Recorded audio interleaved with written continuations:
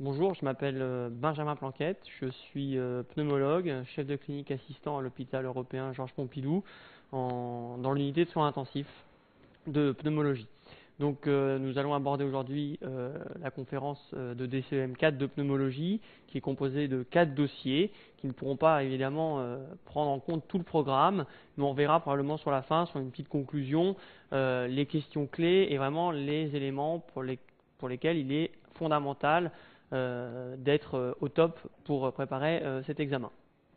D'accord, donc nous allons aborder maintenant le premier dossier de cette conférence de DCEM 4.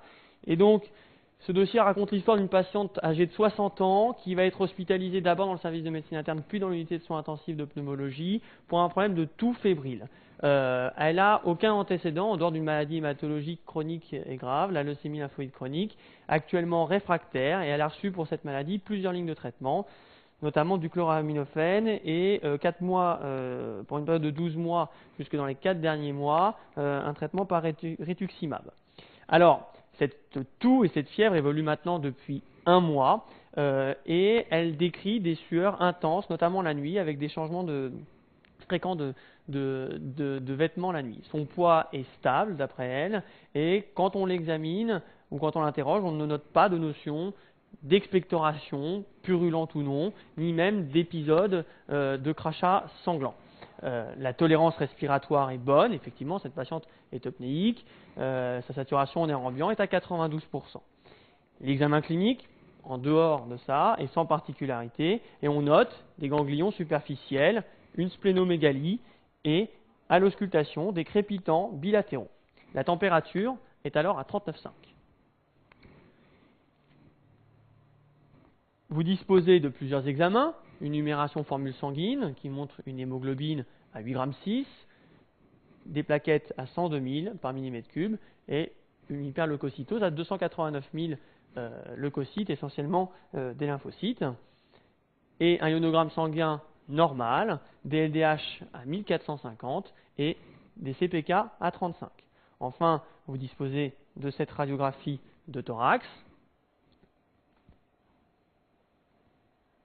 et d'un premier gaz du sang réalisé en air ambiant qui montre un pH à 7,45, une PaO2 à 51 mm de mercure, une PaCO2 à 33 mm de mercure et des bicarbonates à 24.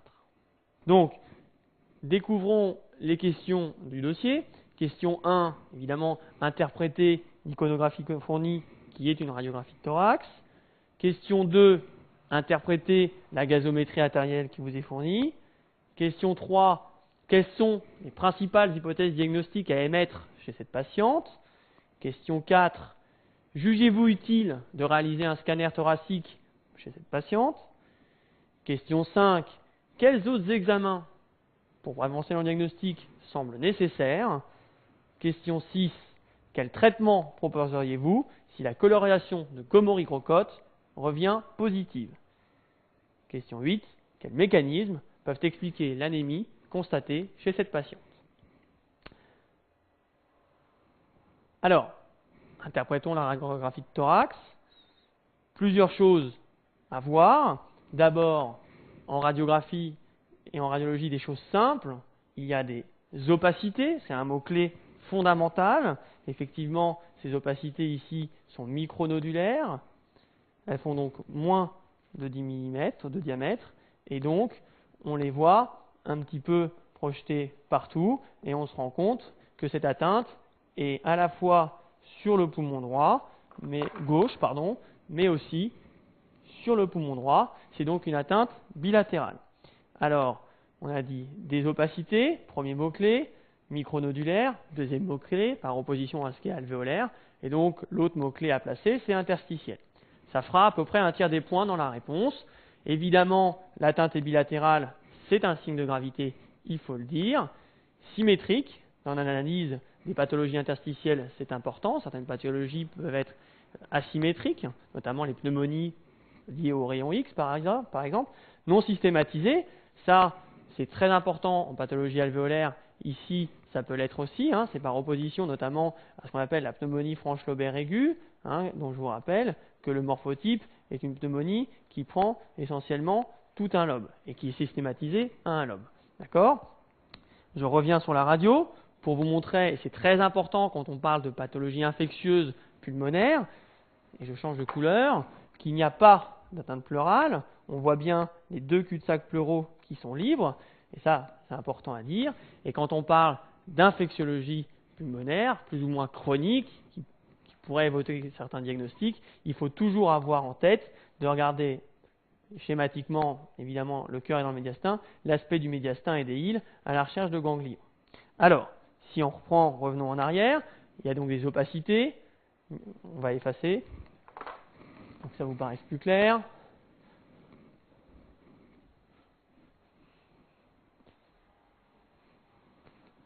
Alors, définitivement, mots-clés, des opacités, catégorie interstitielle versus alvéolaire, micronodulaire. Dans les deux poumons, c'est une atteinte symétrique, non systématisée à un lobe. Il n'y a pas d'atteinte pleurale et on ne voit pas d'anomalie médiastinale qui pourrait être une tumeur ou des ganglions. Continuons. Interprétons les gaz du sang. Alors, c'est une question facile, mais sur les questions faciles, il est important de ne pas perdre de points. Et donc, ces ganglions montrent une alcalose. On commence toujours par analyser le pH, tout ça sont des rappels, qui est ventilatoire, parce que la capnie est clairement diminuée. De mémoire, dans l'énoncé, elle est aux alentours de 30 ou 35, associée à une hypoxémie profonde, puisque ces gaz du sang sont réalisés en air ambiant, et que notre patiente, de mémoire, a 51 mm de mercure de PaO2. Bon, question simple. Réponse simple. Quelles sont vos principales hypothèses diagnostiques? Alors, l'idée, c'est de présenter et surtout d'organiser votre réponse. Alors, comment peut-on l'organiser? Moi, je vous propose comme ceci. Dans un premier temps, il est évident qu'il faut proposer des hypothèses infectieuses pour deux raisons. 1, il y a de la fièvre et ça ressemble à une infection. Et 2, cette patiente est fortement immunodéprimée. C'est la seule chose qui est dit dans l'énoncé, la seule chose qu'il faut comprendre quand on lit qu'elle a une LLC avec des traitements comme le rituximab, c'est la chose que vous devez noter dans votre tête, cette patiente est immunodéprimée. Immunodépression égale infection. Et puis, la deuxième chose, ça va être de dire par opposition, on ne sait jamais, qu'est-ce qu'elle a le droit d'avoir? Elle a le droit d'avoir une pathologie non infectieuse, et à ce moment-là, il faut évoquer certaines choses. Alors, pour les pathologies infectieuses, alors, une des premières hypothèses est la pneumonie bactérienne communautaire. Le patient immunodéprimé peut faire une pneumonie à pneumocoque, mais aussi particulièrement des pneumonies à Legionella pneumophila, donc c'est une des premières hypothèses. Deuxième grand groupe d'hypothèses sont les pathologies dites opportunistes, des agents infectieux qui donnent des pneumonies chez les patients immunodéprimés. Alors, le premier parasite, le pneumocyste, surtout c'est chez le patient qui a une immunodépression de type lymphocytaire. Deuxième élément opportuniste qui est un champignon, l'Aspergillus fumigatus, qui peut donner une pneumonie pharyngique, ce qu'on appelle l'aspergillose invasive ou semi-invasive. Troisième élément, ce sont ce qu'on appelle les mycobactérioses atypiques, qui peuvent donner ce genre d'image. Et puis, chez les patients immunodéprimés sur les lymphocytes, il est fréquent d'avoir des pneumonies virales. Et le premier virus qui donne des pneumonies est le CMV, qui est un virus qui appartient au groupe des herpès viridés. Voilà nos hypothèses infectieuses. Évidemment, l'examen clinique élimine de bon sens d'autres portes d'entrée infectieuses, abdominales, urinaires ou cutanées. Donc, ces hypothèses infectieuses sont des hypothèses infectieuses respiratoires. Il ne faut jamais perdre de vue que ces patients peuvent faire des infections à porte d'entrée extra-respiratoires. La symptomatologie de cette patiente et son examen clinique normal, en dehors de l'auscultation pulmonaire et la présence de ganglions, élimine d'autres portes d'entrée infectieuses. Alors, ce qu'il faut savoir évoquer, ne serait-ce que sur la radio de thorax, c'est une infection d'un porte à 4 chez les patients immunodéprimés. Et n'oubliez jamais que si, sur une radio de thorax de face, vous avez, je change de couleur, la présence d'un porte à 4, il peut être la porte d'entrée infectieuse, et à ce moment-là, il faut présenter votre réponse avec les causes infectieuses respiratoires et dans un deuxième temps, les causes infectieuses extra-respiratoires et notamment poser la question du PAC sur lequel il faudra proposer dans les examens de faire des hémocultures. Alors, j'efface pour essayer de vous clarifier la situation en vous laissant volontairement le PAC. La deuxième catégorie d'hypothèses sont les hypothèses non infectieuses et donc on peut proposer deux choses. D'abord, une atteinte spécifique de sa maladie, un envahissement malin par son lymphome. On sait bien que dans la leucémie lymphoïde chronique, une des grandes complications est le syndrome de Richter. Ça en serait une présentation atypique, puisque d'habitude c'est un lymphome de haut grade qui se présente comme des masses pulmonaires ou des masses ganglionnaires. Et puis la deuxième, qui était évoquée mais qui est moins probable, est bien sûr l'œdème pulmonaire cardiogénique. Mais comme je vous l'ai marqué, il faut le mettre en dernier, puisqu'il est peu probable compte tenu de la fièvre et de l'histoire. Mais il est évoqué chez tous les patients qui ont reçu beaucoup de chimiothérapie. Quand on ne connaît pas la nature des drogues de chimiothérapie, certaines sont cardiotoxiques, notamment les anthracyclines. Question d'après, jugez-vous utile de réaliser un scanner? À l'ENC, parfois, les questions sont très simples. Alors, la réponse est bien sûr oui. Jamais de répondre simplement quand on vous pose une question. L'exploration d'une pneumonie interstitielle diffuse nécessite la réalisation d'un scanner thoracique en coupe fine. C'est important à préciser, même si aujourd'hui, avec les scanners de nouvelle génération, la plupart des patients ont des coupes fines et il suffit de faire des reconstructions. Si vous ne les demandez pas dans votre demande, le radiologue ne vous présentera pas les bonnes coupes. Avec une injection de produits de contraste, c'est important pour évaluer les septa, les rapports aux bronches et aux vaisseaux. Et cet examen, évidemment, a une meilleure sensibilité et permet une meilleure analyse des lésions interstitielles en précisant leur diffusion, à savoir est-ce qu'ils respectent les espaces sous la plèvre, est-ce qu'il y a une atteinte diffuse qui ferait hématogène, ou est-ce qu'au contraire, ils sont dits péribronchovasculaires, ils suivent les axes bronchovasculaires, puisque vous savez bien que la vascularisation artérielle pulmonaire se divise comme la vascularisation, comme l'arbre bronchique. Pardon.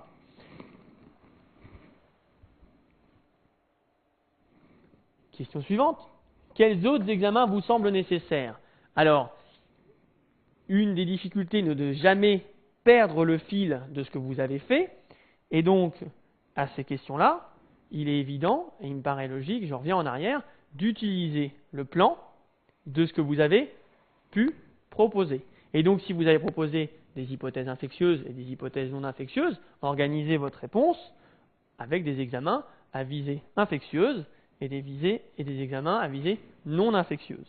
Alors, la réponse à visée infectieuse, dans l'expertise d'une pneumonie interstitielle, l'examen clé est le lavage broncho-alvéolaire qui est réalisé pendant une fibroscopie bronchique. Donc il faut répondre fibroscopie bronchique pour réaliser un lavage broncho-alvéolaire et le plus souvent, et en fonction aussi des constatations per-endoscopiques, des biopsies de la muqueuse bronchique. Alors, on peut faire des tas de choses sur ces examens. Ici, on a évoqué la pneumonie ACMV, donc la pneumonie ou l'atteinte aspergillaire. Il faut envoyer ces prélèvements en culture virale, en mycologie. Évidemment, il faut l'envoyer en parasitologie pour rechercher le pneumocystis, qui ne s'appelle plus pneumocystis carinii, mais pneumocystis joverii. Et la coloration que tout le monde connaît, la coloration de Gomori-Groscott, dont on reparlera en fin de dossier, ou éventuellement, actuellement, l'immunofluorescence directe. Les kystes de pneumocystis carinii peuvent être vus à l'examen direct. Évidemment, on a dit que notre patiente pouvait avoir une pneumonie communautaire bactérienne. Dans ce sens-là, elle n'a pas besoin d'un prélèvement profond du poumon. C'est un rappel, mais il me paraît fondamental. Là, on en profite pour l'envoyer, mais pour les pneumonies aiguës communautaires, il n'y a aucune indication à faire un prélèvement respiratoire profond perfibroscopique. Ceci est un rappel. Et puis, une de nos hypothèses était la présence d'une mycobactérie ou d'une tuberculose, et il paraît licite de faire une coloration de DIL et de mettre en culture sur le milieu de Lowenstein. Et je crois que dans la tuberculose, essentiellement à l'ENC, mais aussi dans les mycobactérioses atypiques, DIL et Lowenstein sont deux mots-clés qu'il ne faut jamais oublier et qui doivent sortir dans votre tête quand vous évoquez le diagnostic de tuberculose ou de mycobactériose. Précisez bien que ça peut être fait sur les aspirations bronchiques, sur le lavage et sur des biopsies.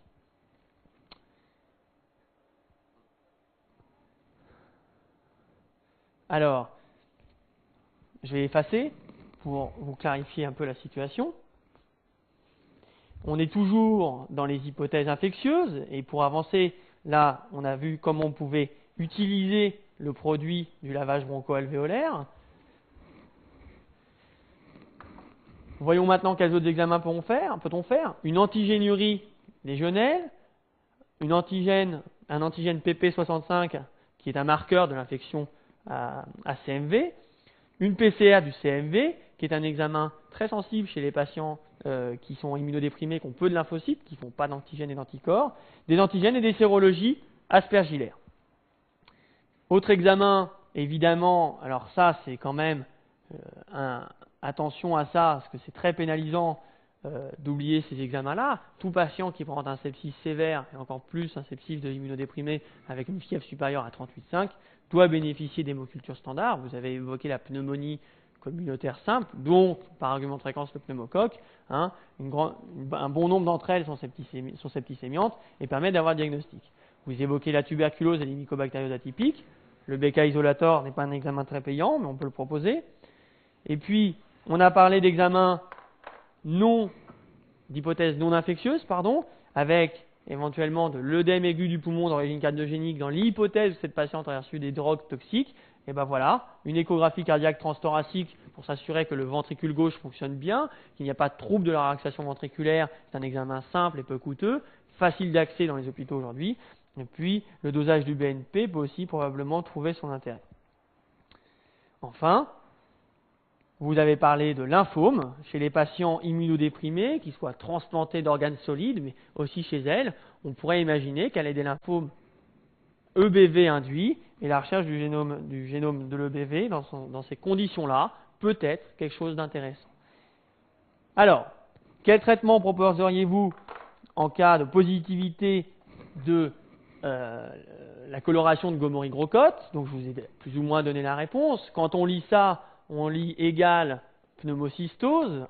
L'objectif de cette question et de ce dossier, c'est d'être transversal et de partir en étoile sur des pathologies fréquentes. Un petit rappel sur la pneumocystose. Première infection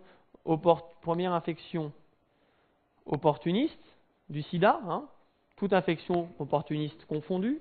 Première, évidemment, c'est logique.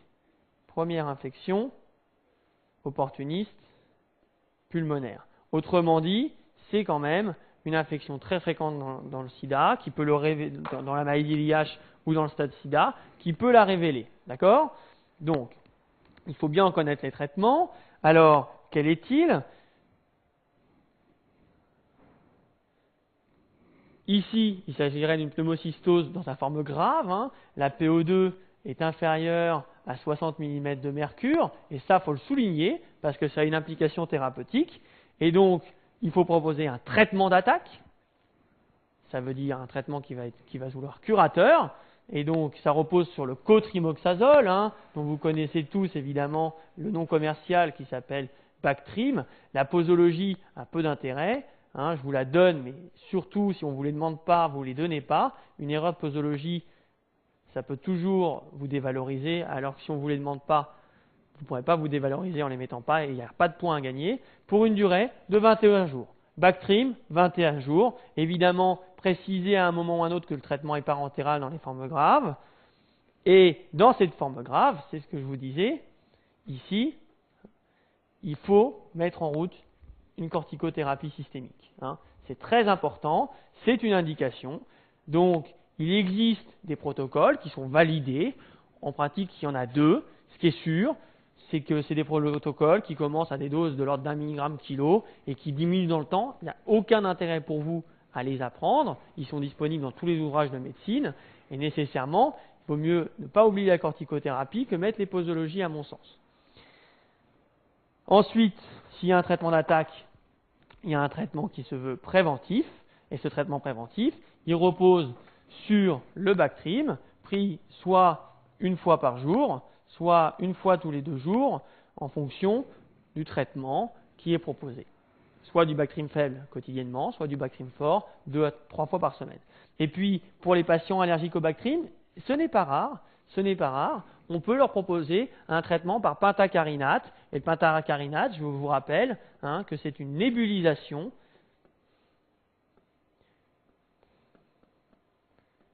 Je vous marque nébulisation comme ça, et que ça, c'est à raison d'1 fois par mois. Alors, je ne vous l'ai pas dit, parce que je ne voulais pas vous embrouiller, maintenant, on peut le dire, je vais effacer un petit peu pour faire un peu de place.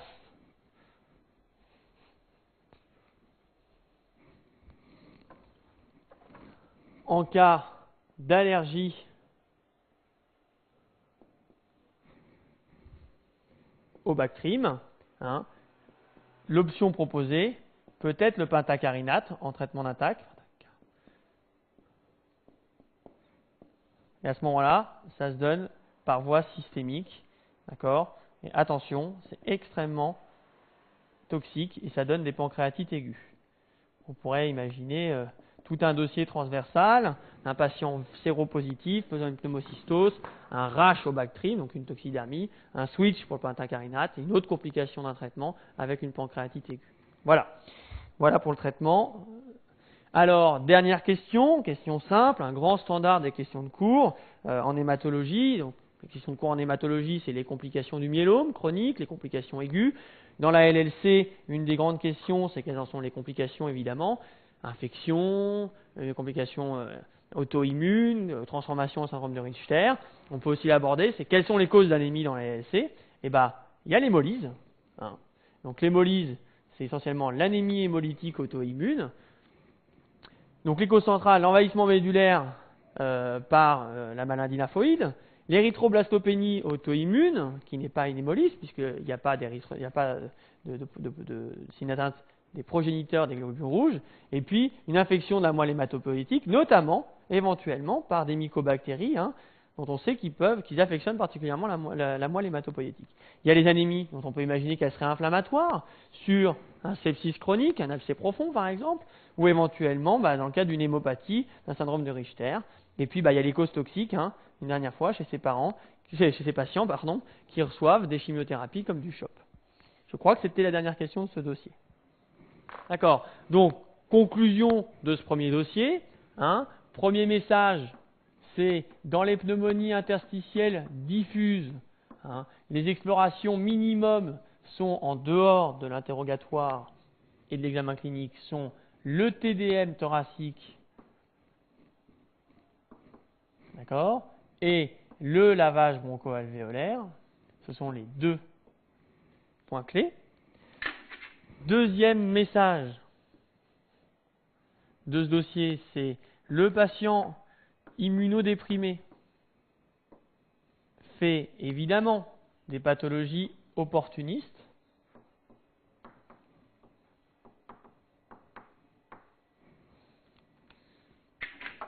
mais aussi des pathologies dont on va dire qu'elles sont communautaires, et il ne faut pas les oublier. Donc, ne vous jetez pas sur la pneumocystose et autres pour oublier les pneumonies bactériennes standards, comme la pneumonie à pneumocoque ou la légionellose. D'accord ? Ce schéma de réflexion, c'est ce que je vous disais tout à l'heure, il en va de même. Si le sepsis peut être respiratoire,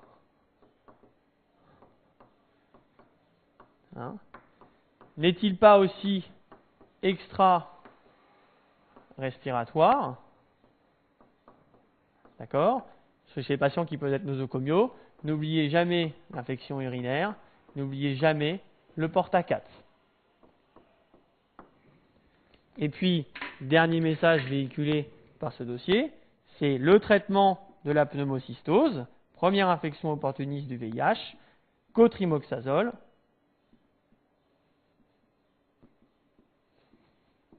« 21 jours ». La posologie, vous la trouverez dans les bouquins. Plus ou moins une corticothérapie systémique. En pneumologie, on le reverra, systémique, ça oppose aux corticostéroïdes inhalés. Il faut le dire, pour pas qu'il y ait de confusion dans la tête du correcteur, et surtout dans la vôtre. Corticothérapie systémique, si la PO2 est inférieure à 60 mm de mercure. Voilà pour les messages.